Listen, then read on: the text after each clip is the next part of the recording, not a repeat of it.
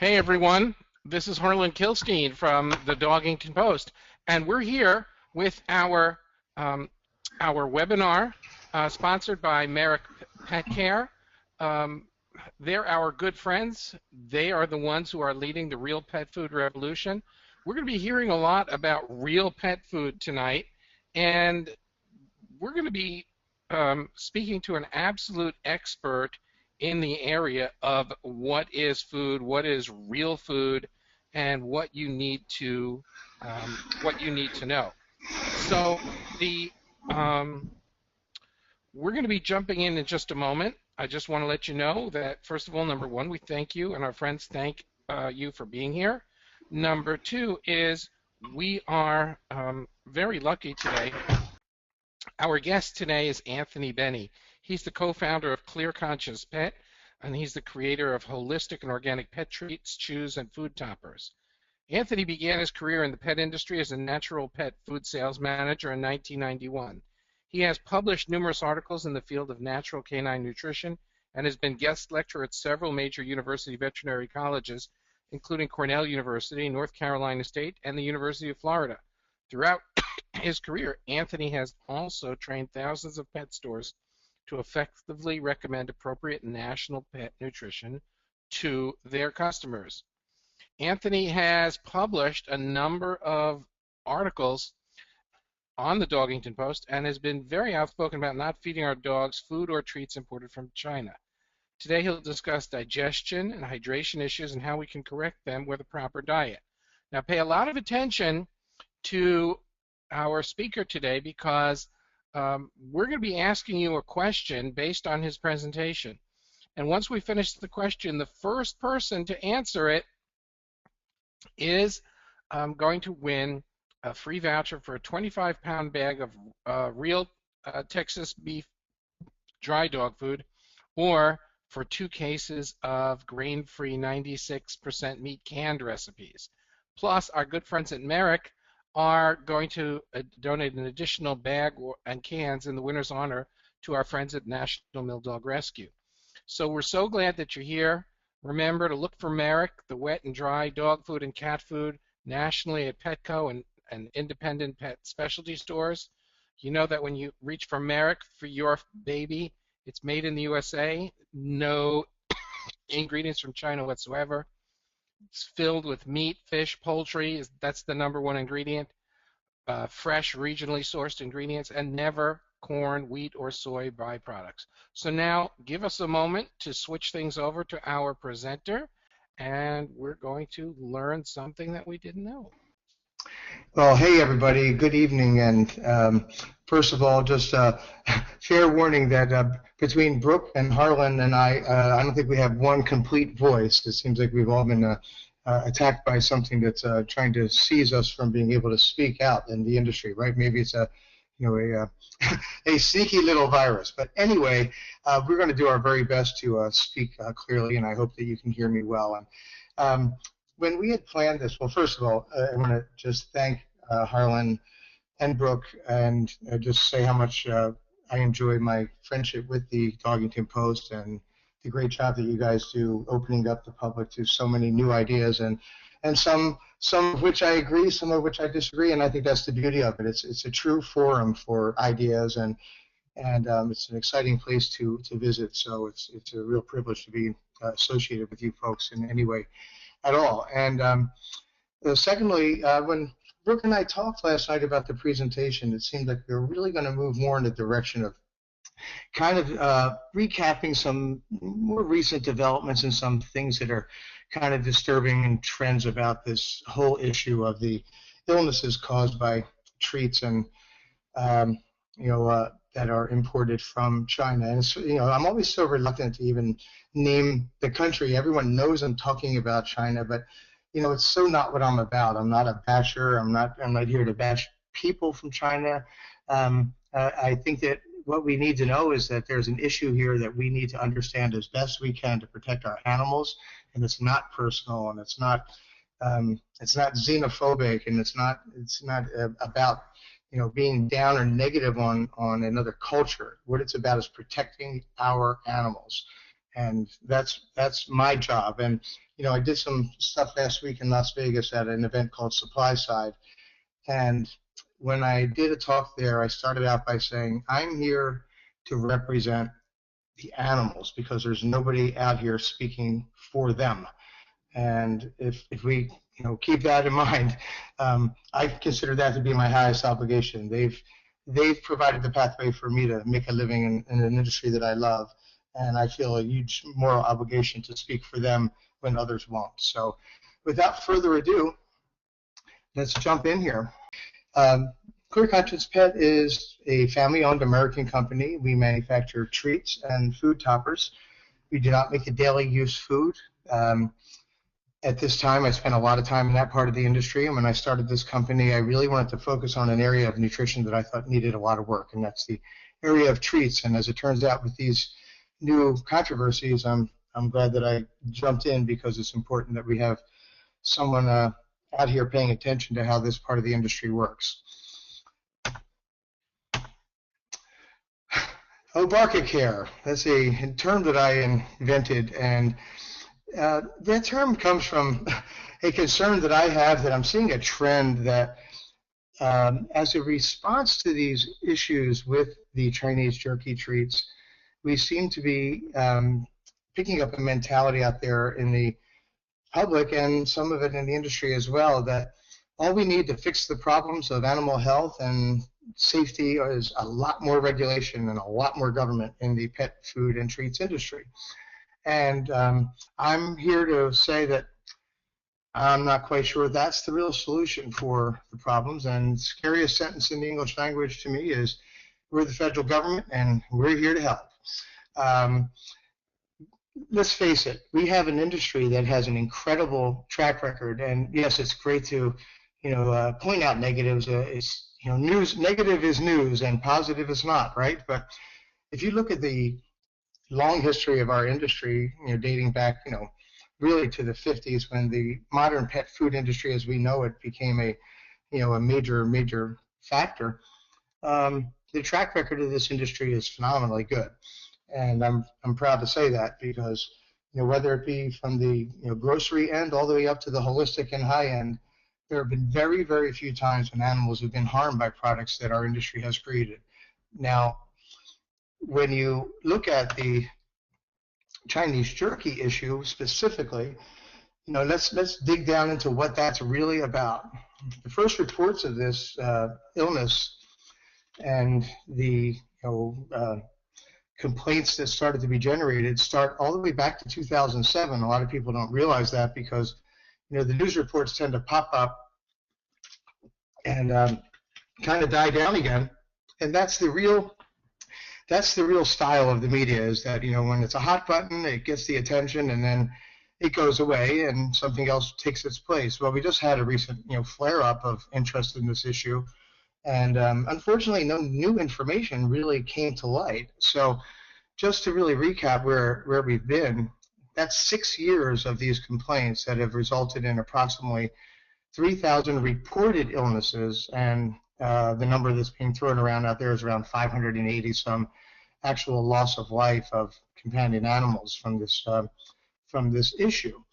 Now, everyone in the government and certainly science as we know it has not been able to determine an exact cause of this. So whenever I write about this, I always use the word alleged. I always say linked to, because I don't have some kind of super inside knowledge that I can wave a wand and say I know the real cause. I'm going to give you some theories though. Unlike some of the commentators out there, I do have some thoughts of things that need to be looked at more closely. But the one common element, and the thing that I really want you to take to heart, is that when you look at a police drama or something, and they say circumstantial evidence, and how powerful is that? Well, let's look at it this way: every single pet that has had these symptoms has been confirmed to have consumed one of these jerky-style treats that was exported from China. So it's not like we have a totally random association here. It's a track record of 6 years of complaints that every single one can be linked back to the consumption of one of these products. So Is that the smoking gun in and of itself? Perhaps not, but it's pretty compelling evidence. And I'll jump real far ahead here because people ask me all the time, what can we do? What can we do? Well, back last week again in Las Vegas, when I was asked that question, I said, you vote with your dollars and you vote with your brain, and you can affect change that way. And that means you don't buy products that you don't have faith in. That means that you learn how to make sure you're reading that label and distinguish the domestic American-made products from China, and make decisions based on that. You make your own decision. I'm not going to tell you what to do, but guess what? If nobody buys any of these products, they're not going to keep sending them here because they'll die on the shelves, literally. If you want to know the numbers, we were up as high as about 85 million pounds per year of these products coming to the U.S. Based on the bad publicity, it's dropped down to in the 70 million pound range based on the stats I have. Well, that's still an awful lot of product coming here considering this. So again, if consumers stop buying these products, I think it'd go a long way towards making them go away. Government actions to protect animals. Well, that's what we look to our government to protect us, don't we, folks? We look to them for our defense in the sense of, the overall protection of the military, police, fire. That's the key function of our government, is our safety and our health and our protection, and we do believe that the government has a huge role to play there. But when you look at the Chinese government in this issue, they have maintained and never have wavered from their statement or standpoint that there is nothing wrong with these products. The U.S. government, primarily through the FDA and some involvement of the USDA, as well as a congressional inquiry, which I'll discuss briefly, attempted to investigate these consumer complaints. So in 2012, Dennis Kucinich, who's a very well-known figure in politics and known to be very progressive, was instrumental in launching a trip to China. And you can all kind of guess how something like that would go. You're visiting a foreign sovereign country that we have a very dicey relationship with. We have a very deep financial interrelationship, but a very poor relationship when it comes to the interaction of our political systems. Let's put it that way. This visit was, and I use the word visit, not inspection, for a very serious reason. An inspection is what happens to a fine company like Merrick, who makes a good product and who is subject to true inspection by the federal government on a very frequent basis. That's an inspection. A tour or a visit is what we were allowed to do in China. It's a very guided and very selective event. Nothing like what we would consider an inspection. And beyond the plants themselves, one of my key concerns and one of my key worries about the causation of these things is, it's always going back to the source. When I make my products, I want to know from the literally from the farm to my package where that product came from. Well, there's no visits or no inspections or no evaluation of the actual sources. And we're talking about millions of pounds of chicken. There's got to be a lot of facilities that are processing this stuff, and none of them were visited. So knowing how these products are handled would be a huge help, and that was not permitted either. The only finding in these reports that was any kind of a red flag was a falsification of records regarding glycerin, the inventories of glycerin, receiving documents, and it was a very large discrepancy. And in fact, after that happened, it's known that the Chinese plant that got caught with the bad records, that virtually the entire management team was fired. We don't know in China, it could be a lot worse than being fired, but we know that the Chinese government was not happy that they got caught doing this. Kucinich, after he came home, he expected that the FDA would go along with his suggestion to remove the products from the market, and they did not. So he issued a statement blasting the FDA for not taking further action. And that's the last that really became of that. The FDA statement is we can't force removal of a product while it's under investigation. Well, I'd like to ask again, one of the executives at Merrick if they believe that that would be the case here in the U.S. I think that very often we're considered guilty until proven innocent here, yet for some reason an imported product is treated with kid gloves. It just doesn't make sense to me, and I bet it doesn't make sense to others either. Now, when it comes to the American industry, where do we fit into this picture? Nowhere. There's not one American-made treat of any type that's been implicated in what I sometimes call the mystery disease syndrome. I do have an article that I'm going to give you folks a link to, and it gets into some detail on these things. But yes, the American pet food industry, I don't want you to think that I'm just waving the flag literally and saying that we're perfect. We have had our history of recalls, and the last year has seen quite a bit of activity. But I just want to remind people that even in the recent recall activity, there have been no animal deaths. It's been mostly or almost exclusively based on the detection of salmonella through culturing in plants. And very few, if any, finished products have been implicated with having these issues. So I'm not saying that I'm, think that that's good, but let's make the distinction between animals dying from a mystery disease that destroys their kidneys and a routine bacteriological result that has been really based on a change in the rules. So, again, this gets a little detailed maybe for the average person. I don't want to get lost in the woods here as a pet food industry insider, but the rules were changed recently, and it led to a lot more recall activity, and it's something that we as an industry have to adapt to because it's a very unforgiving standard that we're being held to.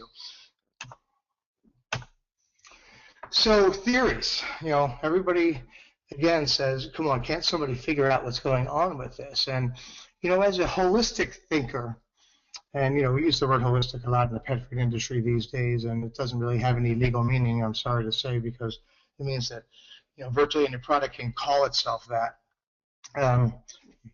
Quick sip of water. But a holistic thought process means not thinking that any oversimplification is not the road to the truth. There's one way of looking at holistic thinking. And I truly believe that what we're looking at with these illnesses is a complex series of interactions between certain factors, certain chemicals, and certain processes. And that's why we can't come to that one answer that we as Western thinkers want, that red flag, bam, bullseye, that's it. That's not what we're finding here. And that's what makes it very, very dicey. But let's look at the glycerin record thing a little bit. And let's talk about glycerin because it's not something that people are too aware of in detail. Glycerin is a humectant, and it's used to sequester moisture. That means it kind of keeps moisture in a product from expressing itself. It literally encapsulates water molecules. There are certain compounds that are good at doing this. Glycerin is one of them. Propylene glycol, ethylene glycol do the same thing, and they're chemicals I'm not fond of at all. Glycerin, as we know it, is a byproduct of either the manufacturing of soap, which is called saponification, for those who care, and also been a big increase in glycerin production from the distillation of ethanol, which, as many of you may know, is required by law, and it's really caused a big change in our commodity pricing and our food system, and I have opinions about that as well. I believe that the forced conversion of corn to ethanol has really done damage to the agricultural economy. Some people are benefiting from it greatly, but I think that in the long term, it's not good for our society or for our farmers or for food production in this country. No civilization in history has ever used a food product as fuel on any regular basis. So it's, kind of think of it that way. There's a lot of stuff out there to burn, and corn might not be the best thing to be burning to make fuel, but it just so happens that making fuel out of corn produces a lot of glycerin as a byproduct. Glycerin's not found in nature in any, specific, you can't walk up, a wolf's not going to walk up to a puddle that has glycerin in it. Not going to happen. It's used in cosmetics topically and in some human foods. And some American companies do use glycerin in their treats. Actually, lots do. I'm not a fan of it, but I have to be very clear on this. There are no treats in the USA, whether with glycerin or not, that have been linked to these illnesses. I just want to re-emphasize that. It's a preference. It's not the way we do our thing, but it's. I believe that we can look at the glycerin thing as a scale, and that there are safer forms of glycerin, and depending on how it's refined and the the process involved, I think would really determine much more so the comfort zone with glycerin as an ingredient. But when we talk about these issues with the Chinese products, I always want to caution people to keep in mind that our standards of the exactness of how we try to do things in this country, I hope we do anyway, really are not replicated in China. And glycerin here, I don't think is going to be the same product as glycerin there. I don't think it's going to be held in the same regard. It's not going to be treated like it's going to be used in a food product. It's just another ingredient. So I think that variation between quality of an ingredient like this is really important. It's not just that there's one glycerin and that's like the standard. There could be a tremendous variation. And the term vegetable glycerin is used, and that is usually your best form of glycerin here in the States for domestic products. So look for that if you are comfortable with the use of glycerin. Now, the next issue I want to discuss is irradiation. Now, by the way, one more thing about glycerin. Labeling laws are a really important part of this as well. We have very strict requirements, and again, my colleagues in my industry at Merrick will attest to the fact that we have about a 400-page book that those of us in our industry in this country have to follow, and we also have to answer to 50 separate state organizations to distribute our products nationally, let alone export to the European Union, which is very strict as well. So labeling is really a huge part of this, and for some reason, again, we're exempting the Chinese from our own labeling laws, and many of the jerky products out there don't even list glycerin as an ingredient. And that's the same thing with irradiation. Irradiation is used virtually universally in Chinese exported pet treats. And I know that from talking to suppliers in China when I've gone to the Global Pet Expo and kind of doing my own little investigation as a writer. I can go and talk to people as a journalist, and they basically are very proud of the fact that their product is safe because it is irradiated. Now, again, that's not necessarily labeled, and I think predominantly the products from China that are still on the market do not have a symbol that indicates that the products are irradiated for food safety, so to speak. The use of irradiation is acceptable internationally. Whether it's desirable or not is going to have to be left to the individual opinion. So I want you to just look at it this way. First of all, irradiation works. It does destroy pathogens like E. coli, like Salmonella, and other bacteriological agents. It's also very effective against insect infestation, larvae, mealworms, you name it. It does the job. It kills everything inside a product that could grow or reproduce. But let's look again at the aspect of the use of irradiation by a manufacturing regimen that doesn't have the same exactitude that we believe in. I think that that's where I get concerned, because can we assume that China is deploying irradiation technology with the ultimate precision that I would demand if I was going to give a product to my animal that was irradiated or eat it myself? I'm not going to answer the question. I want you to ask it to yourself. Are they using the proper isotopes? Radiation could be generated by a lot of different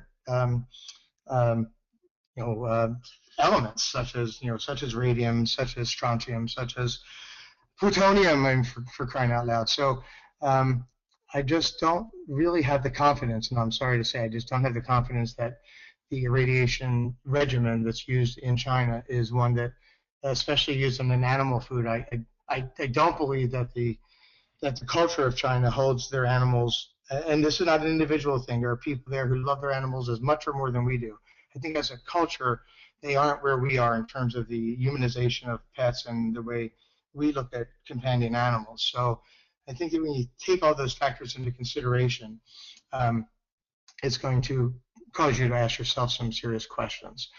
To my knowledge, our knowledge, no studies have been done to determine the effect of irradiation combined with glycerin. And glycerin is an interesting compound, and irradiation affects the molecular structure of foods and of chemicals. So I really would like to see an investigation of that specific combination, because there's a lot of glycerin being used in the products, some as high as 15% pre-cooked, which means in the finished products you could be looking at 25 to 30% glycerin based on the analyses that I've seen. So you're not talking about an inconsequential tiny trace element with the glycerin, and now you're irradiating it. So could that have something to do with this? I'm here to say that I want it looked at. I don't think that we should leave any stone unturned in this issue. Here's a little chart that I put together, and it's it's food for thought. It's a combination of the symptoms of these illnesses and, unfortunately, the actual deaths that have been caused by these treats, and the symptoms of radiation disease. There's some pretty serious similarities there, and that's not evidence, that's not science, and Lord knows if there's anyone about to jump on me and say, my gosh, this is totally anecdotal, you're darn right it is. It's anecdotal, it's not proof, it's not evidence, it's one man's exploration, let's say. It's my little journey through this issue. So take it for what it's worth, folks. There's the chart. When you compare those symptoms, you're going to see, there are some serious similarities. Now let's go back to the issue of our FDA, and now we've decided that our FDA is not feeling like they have the ability to stop these products. However, it seems like our Food and Drug Administration has decided to jump in with both feet into the field of pet nutrition. They want to be in my field now. It's like, gosh, I don't need that competition. This little box on here is actually a direct snapshot out of the FDA report from mid-October, which was the update on the jerky illnesses. And in this this little statement is kind of a, it looks pretty innocent at first, but if you really look at it, treats are a treat. They're not a necessary part of a fully balanced diet, so eliminating them will not harm pets. All the nutrients your pet needs can be found in commercially produced pet food. Okay, well, that statement is kind of like, okay, this was in a document that's talking about animals being sickened and killed by eating treats from one place. To cast the entire treat industry into this paragraph is I think it's horrifying. When I read it, I was blown away. It literally practically knocked me off my feet. I mean, this is what I do for a living, for one thing, but there's a lot more of me, a lot more out there in this industry. I'm tiny little speck here. It's a huge industry with a lot of jobs and a lot of people's livelihoods relying on it. And to make a statement like this is, I think, beyond irresponsible. I think it's abusive. Is it true? Well, if a fully balanced diet, in one person's opinion, is one meal a day of dry pet food, and they don't think that an animal should ever get any other nutrients, and once a day at 7 o'clock p.m., and that's the end of the story. Well, then, if an animal's been raised that way, I'm sure that they'll do okay. I don't think that many of the people on this call, because you're interested enough to be here in the first place, and I know that there are millions and millions more like us, really don't look at the way we feed our animals that way. I don't like the word treats even. I use it because it's important for search engines and for people to understand the difference between a daily use food and a treat. I consider snacks to be a better way of looking at it. And a snack is something that you use to maintain your energy throughout the day. If you were to wake up at 6 in the morning and do your job, whatever it may be, and not have a thing to eat all day long until 7 p.m., I don't think you'd feel that great. And I feel the same way about my animals. I think they need a little something throughout the day, very carefully chosen, of healthy treats, healthy snacks, and that withdraw that from an animal that's been accustomed to it, I think could really cause some very negative effects. So I think that this is a statement that has a lot of implications that I find unacceptable. Who needs to give their dogs treats anyway? I posted something on our company Facebook page about a month ago when I read this, and I got the largest virality of any statement that I've ever put out there. I felt like doing it every day. Who love to get 20,000 people a day on my Facebook page, right? But I can't keep repeating the same stuff over and over again. Now, to get into the next level of the FDA's nutritional practice, the FDA has decided to make a very strong caution on the dangers of feeding raw diets to pets. Now, everyone has their own feelings about raw feeding, and I'm not even going to tell you what mine are because it's not relevant to this discussion. I believe that there are a lot of very conscientious raw feeders out there, though, and I know a lot of them. And I think that to throw out a statement like this, again, is delving into an area of the, really basically the government coming into your kitchen, coming into your home and telling you that you shouldn't be feeding raw. If you're a raw feeder and you're doing it properly, yes, you should exercise caution with raw meats. That's just common sense, and I hope that those who use raw diets for pets employ that common sense. But I do not believe, in my humble opinion, that this is the role of the FDA. I believe that the FDA is out there to protect us from toxic products and to help to protect the safety of the food supply, not to micromanage our daily lives. So, again, I am stating an opinion, and those who disagree, I'm sure, will reach out to me, and I'm more than happy to discuss it with you. The third leg of the tripod of the nutritional practice of our government in the pet nutrition world is the area of supplements.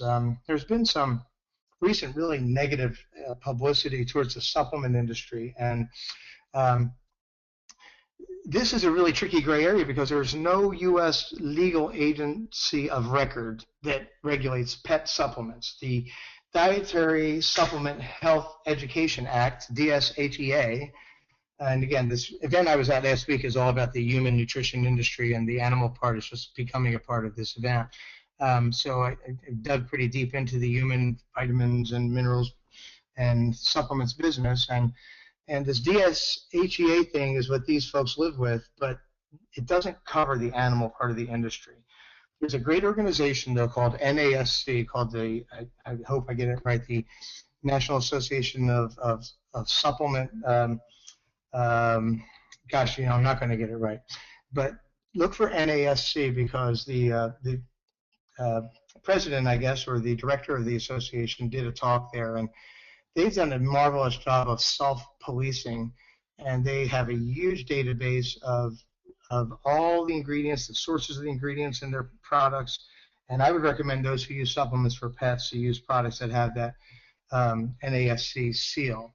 But the fact is that not having and it's a little wordy here, not having a federal procedure for approving supplements has caused some people to come out and make a very backhanded attack on the supplement industry, saying, well, there are tons of products out there that don't have what they say they are, and that they are, they're dishonest products, and they're contaminated, and they're and when I read that last week, it's just the language in it alone got me, bristled the hairs on my arms a little bit, because it really seemed to have a hidden agenda, and that's, again, it's an increased regulation, and I don't want an unregulated food supply. I don't want an unregulated pet industry, but that's not what we have right now. We have a highly regulated industry in this country, and what we need to keep in mind, and this is something that really occurred to me recently, is that we talk a lot about if we could just get more regulation. I mean, at least I hear it too often. If we could get a lot more regulation, we could be really sure we get better products for our pets. Well, first of all, like I said, we've got a darn good track record in this industry of feeding animals safely, effectively, and we've grown a lot as an industry in the last 20 years, and the products themselves, the quality has grown tremendously. to the point that we have diets that I think are tremendously high quality being made by companies like Merrick and a lot of other fine companies. If you talk about regulation, China is a heavily regulated economy. It's not like they're unregulated. So, it's actually managed to the nth degree by the government. So if you look at regulation from that standpoint, it might change your mind a little bit, because that's the ultimate regulated economy, and look at the result. So if you really want the federal government to have more power over private business, if you think Obamacare would be better than Obamacare, then then that's your opinion, and I respect it, and you're entitled to it. It doesn't happen to be my opinion. These regulations, by the way, that are being proposed in these draft documents that are being circulated throughout the pet products industry, say nothing about control of import products. It's all about our domestic industry. It's all about new regulation, new paperwork, and new scrutiny of our industry, where we haven't caused any deaths or serious illnesses. So it just doesn't click for me, folks. So just be careful what you wish for, please, because it's not necessarily a panacea for the problems of the world. Pointing fingers. Well, what happens when an industry such as ours, that is so close to people's hearts, and your life, your family, when you hear the recent reports coming back again about these issues, it's an anxiety-causing event. And what happens is that people lacking answers or lacking an action from the government to prevent these products from being on the shelves, instead of following my advice as if they're going to hear it, right, and just stop buying this stuff, there starts to be this kind of in one document recently, I called it pet food McCarthyism, and that's a little bit of an obscure reference perhaps, but for those who are students of history, McCarthyism is that time in the 50s when everyone who looked cross-eyed was accused of being a communist, and you were guilty until proven innocent. And it was really a nasty episode in our history. And I think that we're starting to get some of that in our industry, is guilt by association, and that the fact that we're being looked at in a negative light because we manufacture pet food or pet treats. Our whole industry is getting a nasty reputation, and it's not deserved, because it's not our industry that has caused this problem. And people on the news don't say that often enough. So I really think that we need to, write to the media and try to get, in my case, I try to get interviewed. I was on Fox last week, Fox 5, the local Vegas affiliate, and spoke a little bit about this. Try to keep it light, but also make the points. So let's just make sure that when fingers are being pointed and people start to say things like, well, I won't buy any product that says jerky, even if it's made in the U.S. My company, Clear Conscience Pet, we don't make a product called jerky specifically. We have a great tender meat treat called sliders, but I will defend any American company that makes a clean chicken jerky, because I know that it's going to be, presumably a good, wholesome, healthy product. And if it's not, it should be taken off the market, just like any other product that is questionable, as opposed to these Chinese products that haven't been taken off the market. So, when you start to get this kind of finger pointing and the guilt by association, we start to see our own industry under attack. And again, that opens up the door for this mentality that more regulation is going to be the answer. Okay, so actually got a question emailed by Jean, who's very, very happy and says, terrific talk. I found in calling and writing that many pet food companies source their vitamins and minerals from China.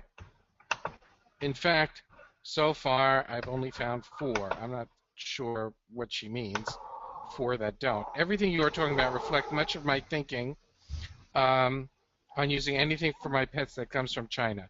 I really believe that any food product should be required to label the source of origin. Do you agree with her?